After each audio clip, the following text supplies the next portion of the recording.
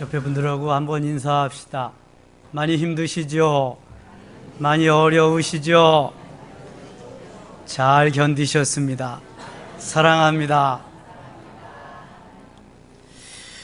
지금 우리의 조국 대한민국이 많이 힘들어하고 있습니다. 어려움이 있습니다. 많이 시끄럽습니다. 깨어서 하나님 앞에 가까이 나아가며 부르짖기를 원해서 하나님이 경고하신 듯 합니다. 사람이 사는 곳이라면 그 어디든지 환난이 있습니다. 어려움이 있단 말이죠. 누구든지 어려움을 만날 수 있고 환난과 고통 가운데 거할 수 있다고 하는 것입니다. 개인적으로도 그렇고 단체적으로도 그렇습니다. 나라와 민족도 예외가일 수가 없는 것입니다. 환난은 우리에게 계속해서 다가오는데 어떻게 그 환난을 잘 이길 수 있느냐, 이겨갈 수 있느냐, 그것이 문제인 것이지요. 우리가 살다 보면 질병으로 고통을 당할 수가 있습니다. 사업을 하다가 실패할 수가 있습니다. 때로는 전염병이 올 수도 있고요, 천재지변을 만날 수도 있습니다. 지금 정치적으로 경제적으로만 어려운 것이 아니라 난생 처음 아프리카 돼지 열병이라는 것이 침투해 와서 그것으로 또 몸살을 앓고 있습니다. 여러분 들어보셨어요? 아프리카 돼지 열병. 저는 금년에 처음 듣는 겁니다. 그런 게 아직까지 없었거든요. 구제역은 있었고, 그 다음에 또 조류독감도 있었고, 사람의 전염병 에볼라 같은 것도 있었지만, 아프리카 돼지 열병? 근데 그게 걸리기만 하면 그냥 무수히 다 죽어간다네요. 강화군은 돼지가 한 마리도 없습니다. 다 폐사 처리했습니다. 어떻게 살아? 그 돼지를 그냥 가족같이 여기고 그렇게 사육하던 농민들을. 베트남 전 지역에 돼지 한 마리도 없답니다. 아프리카 돼지 열병에 걸려서 모두 다 폐사 처리했다는 것입니다. 엄청나죠. 하도 많이 죽어서 묻을 데가 없어가지고 그냥 마대푸대에다 담아서 강물에 갖다 띄우니까 더 많이 어려움이 있다고 그래요. 환난이 있습니다. 재앙이 있습니다. 어려움이 있습니다. 언제 올런지 아무도 모릅니다. 우리 대한민국의 역사를 보면은 다 오래된 역사 좀 비켜가고 이조 시대만 봐도 임진왜란이 있었습니다. 병자호란이 있었습니다. 1910년 한일 합방이라는 미명하에 을사늑약이 체결되고 일본에 우리나라가 다 속해버리고 말았습니다. 수많은 어려움을 36년 동안 겪었습니다. 1945년 해방이 되고 해방의 기쁨도 채 맛보지 못한 채 1950년 6.25 전쟁을 맞았습니다. 공산당들에 의해서 많은 아픔을 겪었습니다. 그리고 민주화가 되는 듯 싶더니 5.16 쿠데타, 12.12 쿠데타, 5.18 민주항쟁, 역사의 소용돌이 속에서 이제야 좀 잠잠해지나 살만하나 보다 그랬더니 또 나의 조국이라는 사람 때문에 이렇게 또 시끄럽습니다. 어찌하면 좋겠습니까? 우리 민족은 기도해야 사는 민족입니다. 우리 민족은 엎드려 부르짖어야 사는 민족입니다. 하나님이 여기까지 살려주시고 이끌어주신 것이 하나님의 사람들이 엎드려 기도하고 그 순교의 피로 그 은혜로 여기까지 온 것입니다. 누구도 환난에서 제외될 수 없기에 엎드려 부르짖어 하나님 앞에 매어달리면 하나님이 도우시고 문제를 해결해 주시고 기적이 되게 하시며 하나님의 역사를 주관하는 것을 경험케 하십니다. 그래서 오늘 본문에서 시인은 환난 날에 나를 부르라고 말씀합니다. 환난 날에 그냥 엉거주춤 있지 말고 나를 불러라. 내가 너를 도와주리라. 내가 너와 함께하리라. 내가 너를 멋있게 만들어주리라 말씀하고 있습니다. 어려움을 당한 우리들에게 얼마나 큰 희망의 메시지인지 몰라요. 환난을 당하고 있는 우리에게 얼마나 엄청난 소망을 주는 말씀인지 몰라요. 환난 날에 나를 부르라. 내가 너를 건져주리라. 부르기만 하면, 엎드리기만 하면, 부르짖기만 하면 너를 건져줄 텐데 너는 왜 잠잠코 있느냐? 일시적으로 망각하기 위해서 도피하는 태도가 아닙니다. 이것이 내 팔자려니 내 운명이려니 하고 그렇게 또한 치부하는 태도도 아닙니다. 그렇다고 해결할 수 없기 때문에 원망과 불평을 일삼으면서 그렇게 살라는 것도 아닙니다. 환난을 당할 때 오직 살아계신 하나님 그분에게만 우리의 모든 것이 달려있으니 원망하지 말고 불평하지 말고 나태하지 말고 게으르지 말고 시비하지 말고 하나님 앞에 엎드려 부르짖으라는 것입니다. 그래서 예레미야 선지자를 통해서 예레미야 33장 3절에 너는 내게 부르짖으라. 내가 내게 응답하겠고 내가 알지 못하는 그 은밀한 일을 내게 보이리라. 내게 보이리라. 할렐루야. 응답하기만 하면, 부르짖기만 하면 응답하시는 하나님, 응답하기만 하면 얼마나 좋습니까? 살맛 나는 것입니다. 그때부터 살맛 나는 겁니다. 하나님이 우리를 부르십니다. 와라, 와서 엎드려라. 와라, 와서 부르짖어라. 하나님, 저 할 일이 많아요. 농사도 져야 되고요, 돈도 벌어야 돼요. 하나님 앞에 가는 것보다 더 바쁜 게 많거든요. 그린다니까 우리는. 근데 하나님은 너 지금 아니면 시간 없어. 너 봐라. 조금 있으면 내가 너 불러가면 너 끝인데 그때 아무리 후회해도 소용없어. 지금 환난 중이잖아. 엎드려야지. 지금 너 고난 고통 중이잖아. 나에게 부탁해야지. 나에게 엎드려야지. 너 누구한테 갈 건데? 권력이? 너의 재산이? 너의 자식이? 부요함이? 아무것도 너를 건져줄 사람 없다. 오직 유일한 나밖에 없어. 내가 내 아버지잖아. 내가 내 남편이잖아. 나에게 와라. 와서 엎드리기만 해라. 부르짖기만 해라. 내가 응답하리라. 할렐루야. 환난 날에 부르면 하나님은 반드시 응답하십니다. 평소에도 응답하시는 하나님이지만 환난 날에는 더 하나님이 빨리 응답하십니다. 열왕기하 19장에 보면 아수르의 사네립이 이스라엘 히스기야를 쳐들어옵니다. 북이스라엘을 점령하고 이제 남쪽 유다까지 다 아수르와 만들기 위해서 히스기야는 준비된 게 없습니다. 하나님 앞에 선전포고문을 갖다 놓고 밤새도록 엎드려 울며 불며 기도합니다. 하나님이 그 기도를 들으셨습니다.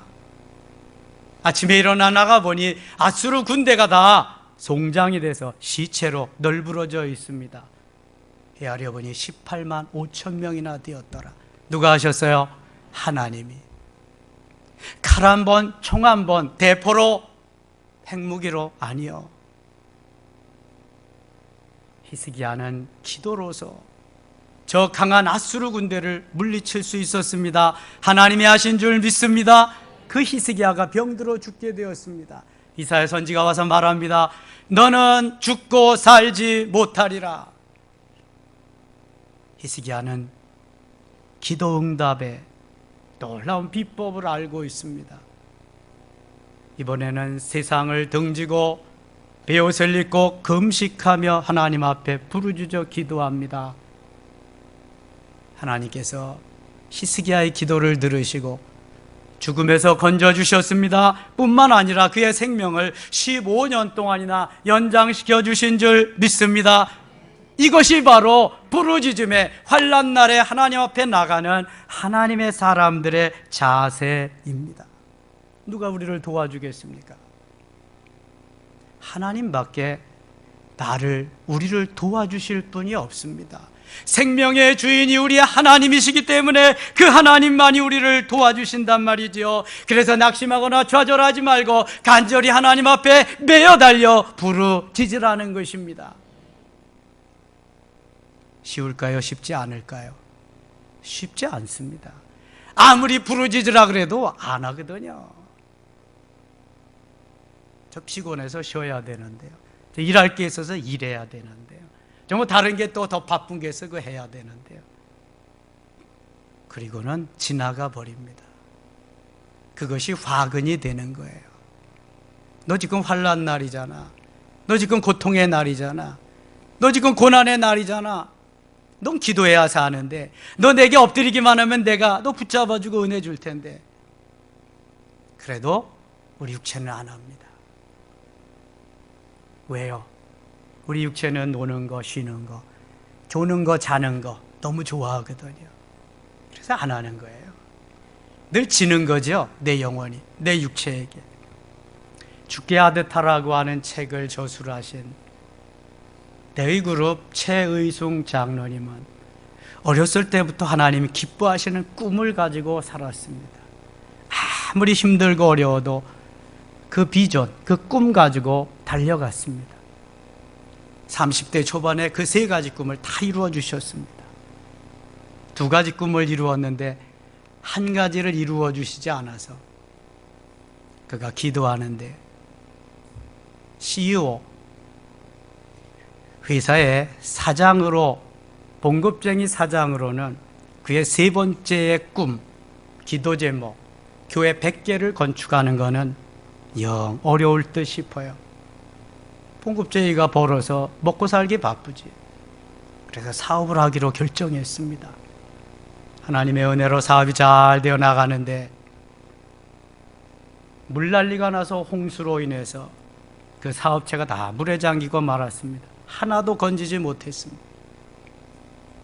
하나님 은혜로 다시금 재건하고 복구해서 더 크게 멋있는 회사를 만드는, 이번에는 어찌 된 것인지 불이 나가지고 다 전소되고 말았습니다. 하나도 건지지 못했습니다. 빚쟁이들이 난립니다. 빚 갚으라고. 웬만하면 살질 못합니다. 2번째에 당한 엄청난 환난입니다. 그는 엎드려 기도합니다. 빚쟁이들이 기한을 유예해 줍니다. 믿었던 친구가 도와줍니다. 특별히 하나님의 도우심으로 다시 무너진 공장을 수축하면서 회사를 경영하게 됩니다. 지금은 12개 회사의 그룹 총수로서 38개국의 105개 교회를 2년 전에 이미 마무리했습니다. 3남의 자식들에게 말합니다. 나는 혼자라서 100개밖에 건축 못했지만 너희들은 3명이지 않냐. 1000개의 교회를 건축해라. 얼마나 멋있어요, 여러분. 너무너무 멋있잖아요. 환난을 당할 때 좌절하고 낙심하고 자포자기한다면 끝입니다. 그러나 고난은 뚫고 가야 돼요. 환난은 바로 도전해서 다시 한번 나아가기만 하면 되는데 거기에 필요한 것이 있습니다. 뭐예요? 기도하는 것입니다. 엎드리는 것입니다. 내 이름으로는 능히 이길 수가 없어요. 하나님이 주시는 그 힘, 그 능력으로밖에 헤쳐나갈 수 있는 힘이 없는 것입니다. 하나님은 분명히 살아계시기에 환난을 당할 때 하나님을 찾고 하나님께 가까이 나아가기만 하면 하나님 응답하십니다. 들어주십니다. 더 좋은 것으로 채워주실 줄 믿습니다. 우리가 당하는 환난에는 하나님의 뜻이 있습니다. 하나님의 섭리가 있습니다. 하나님의 목적이 있습니다. 요셉은 야곱의 11번째 아들로 태어났습니다. 야곱은 다른 아들들보다 더 요셉을 사랑합니다. 네 아내 중에서 가장 사랑하는 라헬이 낳은 맏아들이기 때문에 그렇습니다.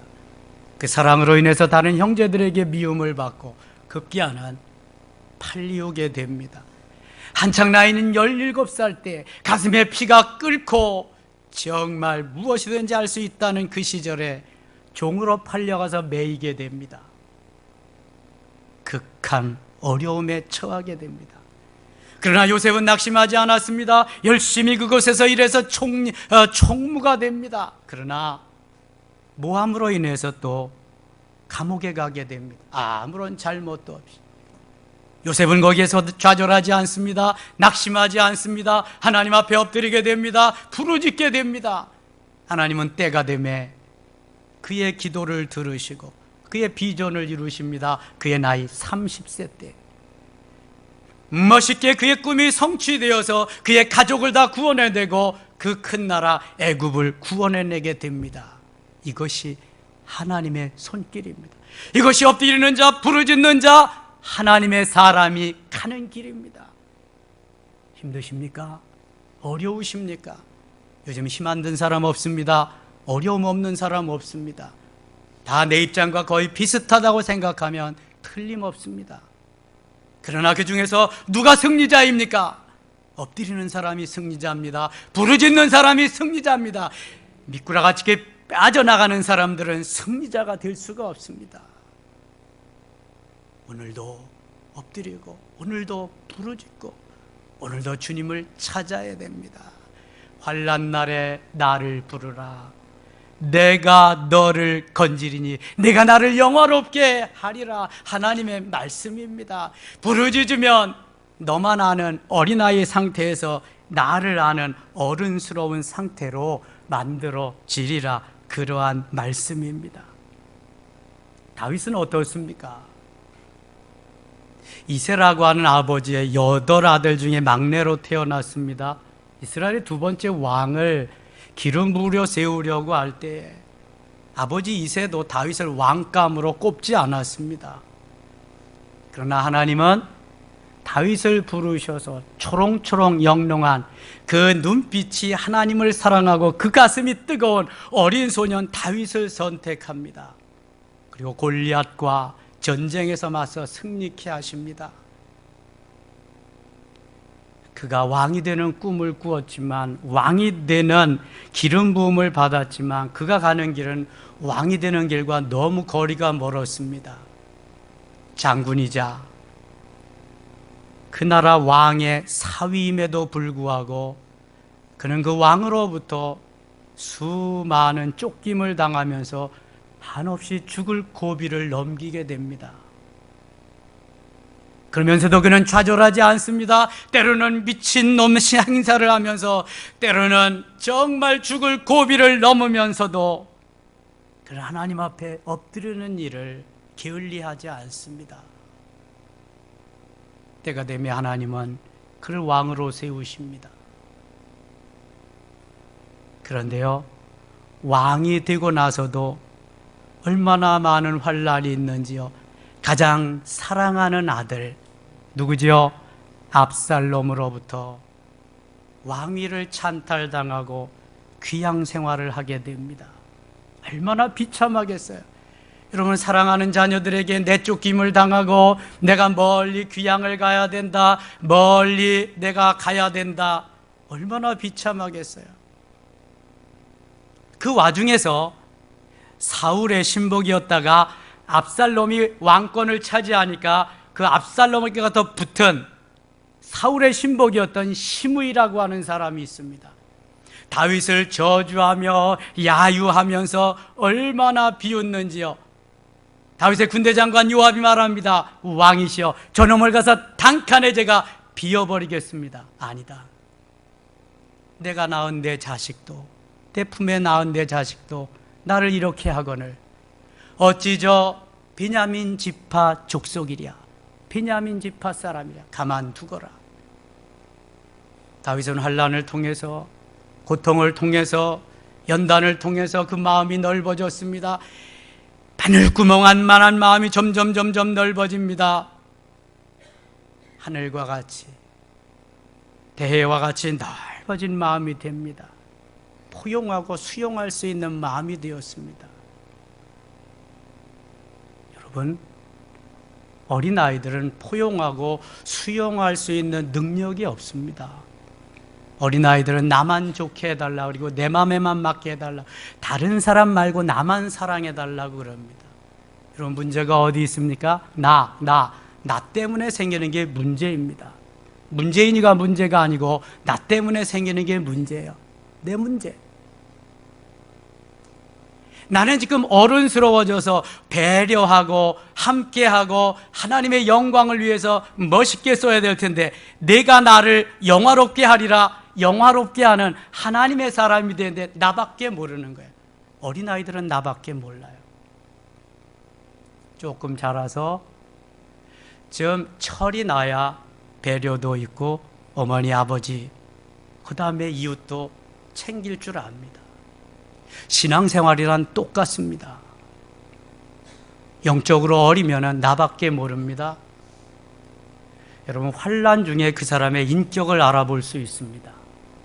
내가 처한 환경과 사건 속에서 어떻게 반응하느냐에 따라서 그 사람의 인격을 알 수 있습니다. 세상 사람들은 노름하면서 화투하면서 그 사람을 안다 그러죠. 제가 목회 30수년 했습니다. 빠꿈입니다. 이제 얼굴만 봐도 압니다. 그러나 말하지 않습니다.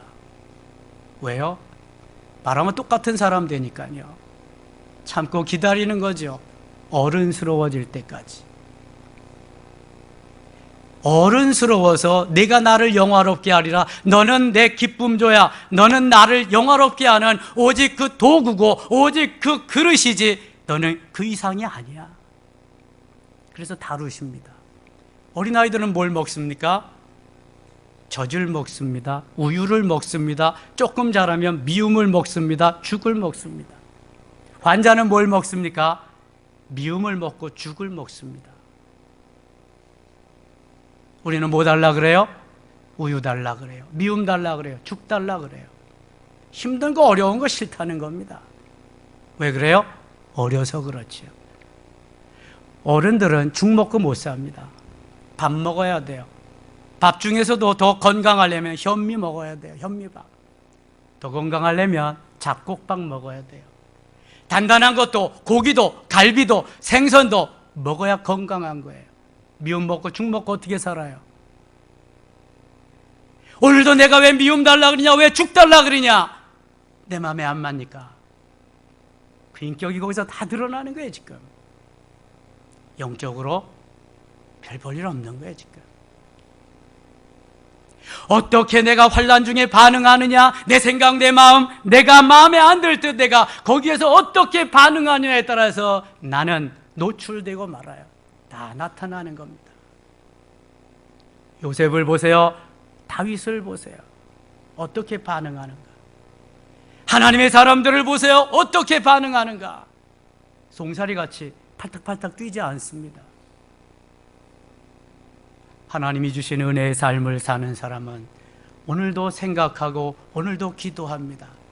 환난 날에 나를 부르라, 내가 너를 건지리니 내가 나를 영화롭게 하리라. 엎드리게 되죠. 하나님 왜 이런 사건을 주셨을까?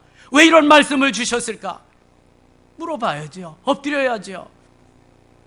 우리는 다 내 문제인데도 불구하고 너 때문이잖아. 네가 잘못했잖아. 네가 그래서 내가 어렵잖아.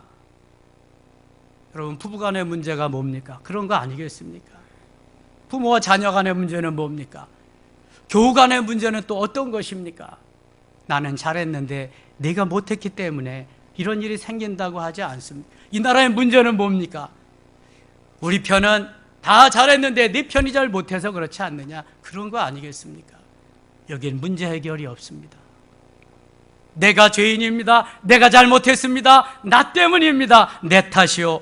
여기에 문제 해결이 있습니다. 그래서 하나님은 내 힘으로 해결하지 말고 내가 안 되니까 내가 너를 도와줄 것이다. 엎드리기만 해라. 나한테 와서 엎드리기만 해라. 내가 해결해 줄 거다. 내가 할 거다. 너 혼자 하면 힘들잖아. 어렵잖아. 네 머리로 하려고 하지 말고 내가 네 머리 좀 빌려서 내가 그 속에 들어가서 할 테니까 좀 엎드려라 그러시는데도 아니라니까요. 내가 한다니까요. 나 지금까지 그렇게 살았거든요. 그리고 있다니까요. 변화 없습니다, 여러분. 언제 변화되려고? 언제 어른스러워지려고? 오늘도 주님은 우리에게 말씀하십니다. 더 좋은 것으로, 더 귀한 것으로, 더 복된 것으로 넘치게 하리라. 넘치게 하리라. 그렇습니다. 많이 단련하고 많이 만들어진 사람이, 은혜를 많이 경험한 사람이 좀 더 넓게 살 수 있습니다. 좀 더 깊게 살 수 있습니다. 좀 더 높게 살 수 있고요. 좀 더 강하게 살 수 있습니다. 좀 더 담대하게 살 수 있게 되는 줄 믿습니다. 이럴 때 부르고 싶은 찬양이 있습니다. 환난아 내게 오너라, 시련아 내게 오너라. 누가 주님 사랑해서 나를 끊으리요. 여러분, 환난아 내게 오너라, 시련아 내게 오너라. 누가 주님 사랑해서 나를 끊을 수 있느냐? 다 와라. 와도 별 볼 일 없다. 오기만 해라. 기도함으로 물리치리라. 이것이 그리스도인입니다. 지금 우리는 격변하는 세계 속에 살고 있습니다. 환난은 예고 없이 우리를 엄습해오고 있습니다.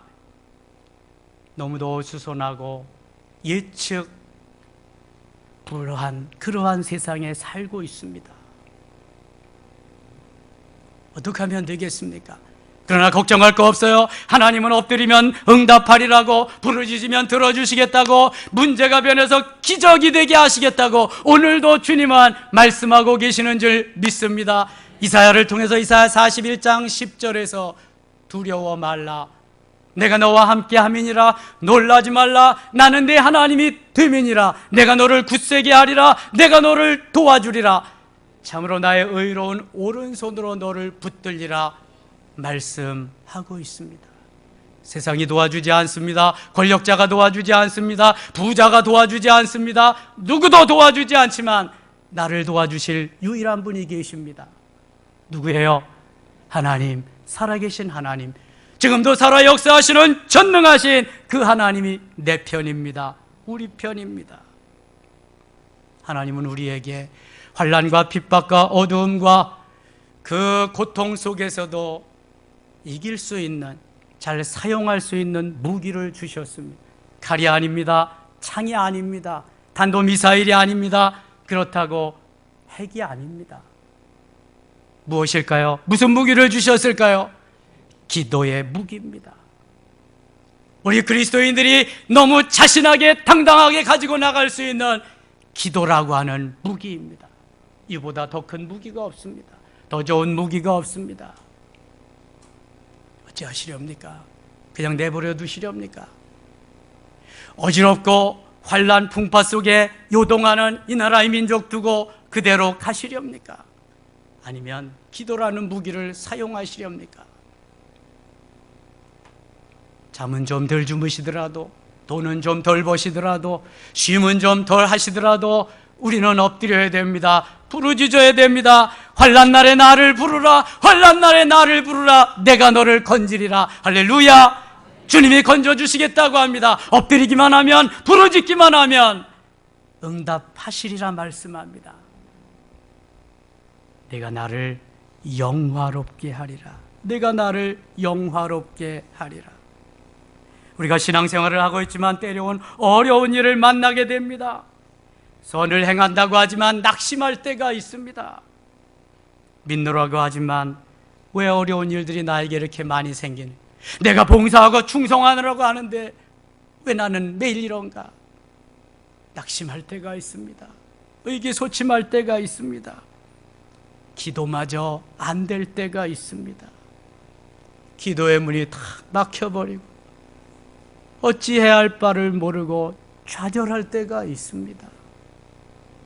저라고 없었겠습니까? 인생은 다 마찬가지입니다.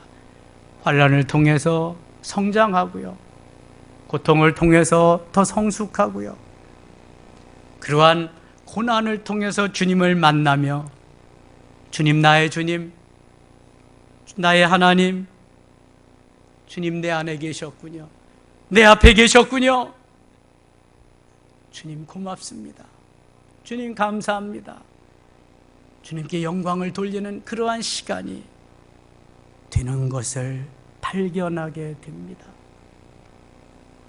한나를 보세요. 한나는 정말 처절하리만큼 자기와의 싸움을 싸우다가 견딜 수가 없어서 하나님 앞에 단판을 짓습니다. 그때 한나의 기도는 어떤 기도였습니까? 애타하며 간절히 부르짖는 기도였습니다. 인내하며 간절히 부르짖는 기도였습니다. 몰입하며 집중하며 간절히 부르짖는 기도였습니다. 하나님 그 기도를 들으시고, 그래, 내가 이때를 기다렸다. 그의 원한을 풀어주십니다. 그의 기도를 들어주십니다. 그로 하여금 할렐루야 주님을 찬양, 내가 나를 영화롭게 하리라, 거기에까지 만들어 주십니다. 우리가 하나님을 어떻게 하면 영화롭게 할 수 있을까요? 어린아이 시절 빨리 벗어나야 됩니다. 어른스러워져야 되고, 나는 주바라기, 오늘도 나는 주님만 바라보며 갈 수 있는 주바라기가 될 때에 맛있는 그리스도인으로 만들어질 수 있게 될 줄 믿습니다. 다니엘과 같이 뜻을 정하면서 사자굴에 들어갈지라도의 신앙으로 부르짖으며 엎드릴 때 역사는 일어나는 줄 믿습니다. 다니엘의 세 친구 하나냐, 미사엘, 아사랴와 같이 뜻을 정하며 그리 아니하실지라도의 신앙으로 그렇게 부르짖을 때 하나님은 그를 도우시고 높여주실 줄 믿습니다. 에스더와 같이 죽으면 죽으리다 하는 신앙으로 하나님 앞에 나아갈 때 하나님은 들어 쓰실 뿐만 아니라 놀라운 역사의 현장에서 그를 통해서 하나님의 영광이 드러나도록 만들어 주실 줄 믿습니다. 우리는 하나님의 기쁨조입니다. 우리는 하나님의 마음을 시원케 해드리며 하나님의 영광을 드러내며 하늘 보좌를 움직일 수 있는 귀한 특권, 무기라는 좋은 특권을 가졌습니다. 기도라는 무기를 가졌습니다. 써먹읍시다. 핵보다도 더 강력한 무기입니다. 그래서 이 나라가 안정되고 이 민족이 다시 살맛을 찾고 기쁨으로 오늘도 젊은이들이 비전을 가지고 달려갈 수 있는 살맛나는 세상, 하나님이 영광을 받으신 이 나라, 하나님께서 축복하셔서 하나님이 하셨어요를 간증할 수 있는 이 민족 1천만 그리스도인이 될 수 있기를 축원합니다. 하나님이 원하시는 것은 오늘도 합력해서 선하게 하시는 것입니다. 로마서 8장 28절에 하나님을 사랑하는 자, 곧 그 뜻대로 부르심을 입은 자들에게는 모든 것이 합력하여 선을 이루느니라. 선을 이루느니라. 하나부터 10까지 좋게 하시는 하나님, 더 아름답게, 더 멋있게, 좋게 하기 위해서 이런 일, 저런 일, 이런 사건, 저런 사건이 벌어지는 것입니다. 거기에 매여 있으면 아무것도 못합니다. 좀 더 넓어집시다. 좀 더 커집시다. 좀 더 높아집시다. 좀 더 깊어집시다. 하나님의 사랑으로. 다시 한번 오늘 본문 우리 함께 읽겠습니다. 환난 날에 나를 부르라. 내가 너를 건지리니 네가 나를 영화롭게 하리로다. 다시 한번 환난 날에 나를 부르라. 내가 너를 건지리니 네가 나를 영화롭게 하리라. 아멘. 길지 않습니다. 머리에 입력시켰으면 좋겠어요. 가슴에서 이 말씀이 살아 움직였으면 좋겠어요. 내 일생의 좌우명이 됐으면 좋겠어요. 어려움이 올 때마다, 부르짖어 기도할 때마다 고람되어 하나님 과연 여기 계셨군요. 제가 몰랐네요. 하나님 용서해 주세요. 하나님 이제 멋있게 살겠습니다. 우리가 당하는 환난에는 하나님의 크신 섭리와 경륜이 있습니다. 개인적으로 환난을 당하지만 하나님은 구원해 주실 겁니다. 가정적으로 환난을 당하지만 하나님께서는 곧 형통케 하실 겁니다. 공동체적으로 환난을 당하지만 하나님은 곧 전화위복되게 하실 줄 믿습니다. 국가적으로 환난을 당하지만 하나님은 더 멋있게, 더 아름답게, 더 엄청나게 이 나라와 이 민족을 이끄시며 만들어 주실 줄 믿습니다. 빌립보서 4장 6절에 말씀합니다. 아무것도 염려하지 말고 오직 모든 일에 기도와 간구로 너희 구할 것을 감사함으로 하나님께 아뢰라. 그리하면 모든 지각에 뛰어난 하나님의 평강이 그리스도 예수 안에서 너희 마음과 생각을 지키시리라. 할렐루야. 염려하지 맙시다. 걱정하지 맙시다. 대신 우리에게 주신 최신 무기, 아니 영원 전부터 있던 그 무기, 기도라는 무기를 사용합시다. 하늘 보좌를 움직이며 주님의 마음을 감동시키며 할 수 있는 믿음과 소망과 은혜를 물붓듯이 부어주셔서 하나님의 영광을 드러내는 멋있는 기쁨조, 하나님을 영화롭게 하는 하나님의 자녀 클래스가 다른 멋있는 다윗과 요셉과 같은, 다니엘과 에스더와 같은 멋진 그리스도인 모두가 되시기를 주의 이름으로 축원합니다. 아버지 하나님 고맙습니다. 내 능력으로 살 수 없습니다. 내 힘으로 살 수 없습니다. 환난 날에 나를 부르라. 내가 너를 건지리니 내가 나를 영화롭게 하리라. 오직 하나님을 영화롭게 하는 멋있는 도구 되기를 원합니다. 멋있게 변화시켜서 사용하여 주시옵소서. 개인적으로, 가정적으로, 공동체적으로, 국가적으로 어려움도 주님 더 멋있게 해결해 주시고 멋있게 이루어 주실 줄 믿습니다. 이러한 역사가, 이러한 은혜가 우리 섬김의 가족들을 통해서 계속해서 일어나게 하여 주시옵소서. 예수님의 이름으로 기도드리옵나이다. 아멘.